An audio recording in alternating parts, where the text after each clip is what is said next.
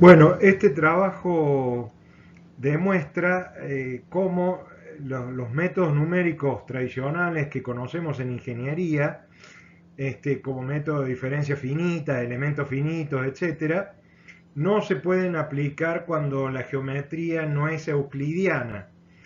Hay mucha confusión con respecto a esto y mucha ignorancia en el sentido de que muchos creen que sí se puede, pero acá vamos a demostrar rápidamente y en un trabajo corto cómo no es válida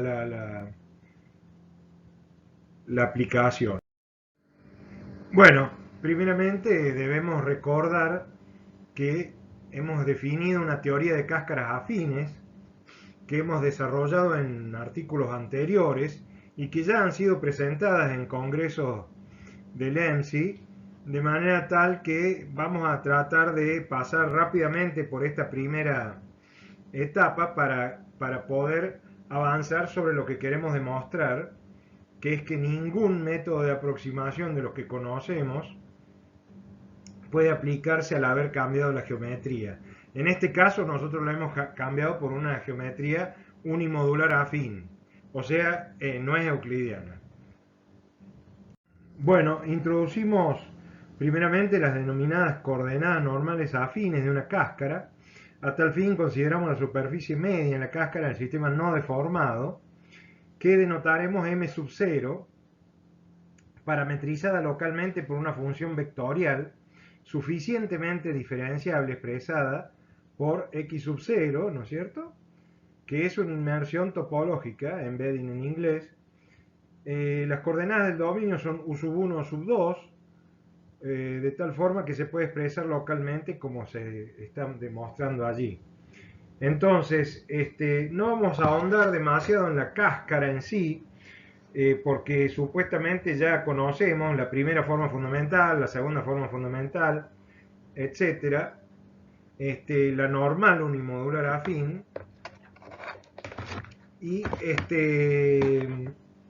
vamos directamente a la situación que nos está urgiendo.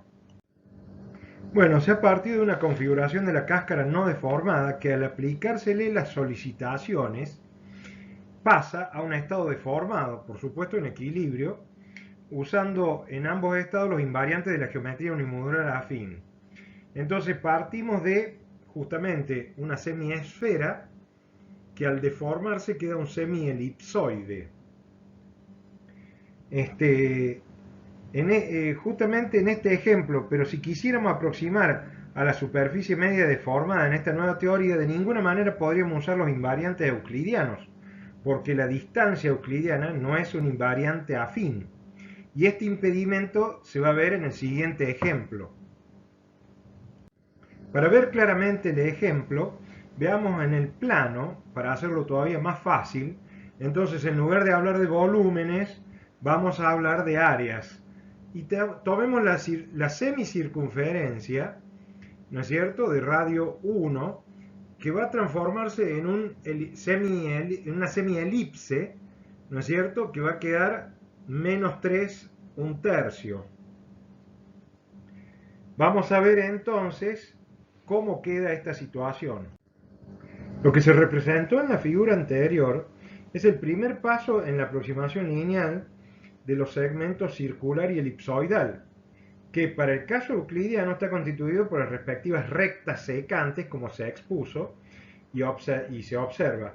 A continuación vamos a analizar minuciosamente estos segmentos de curva para demostrar que si bien y como se observa intuitivamente son diferentes a la geometría euclidiana, a la vez son iguales en la geometría unimodular afín. Aquí en este caso usaremos la parábola. La parábola, así como la circunferencia, la elipse o la hipérbola, son curvas cuya ecuación es un caso especial de la siguiente ecuación general que se está mostrando aquí.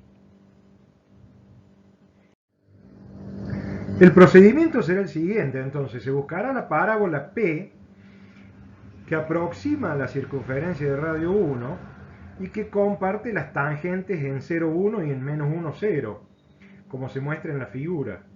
Seguidamente se implementa el mismo procedimiento para buscar otra parábola que aproxime a la elipse E, ya veremos más adelante, y que comparta las tangentes en los puntos situados en 0, 1/3 y en -3, 0.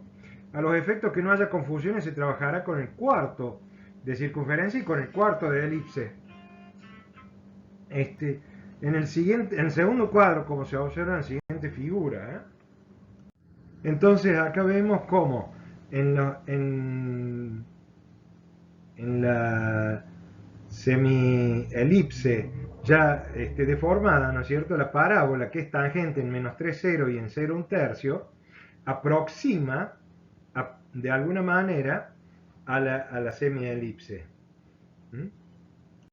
A los efectos de simplificar, fíjense ustedes, x1 que es 0, 1, x2 que es -1, 0 y x3 que es -1, 1, y cómo está la recta secante, la parábola, ¿no es cierto? En estas condiciones. Entonces, al calcular el área, vamos a ver en las siguientes diapositivas cómo se hace.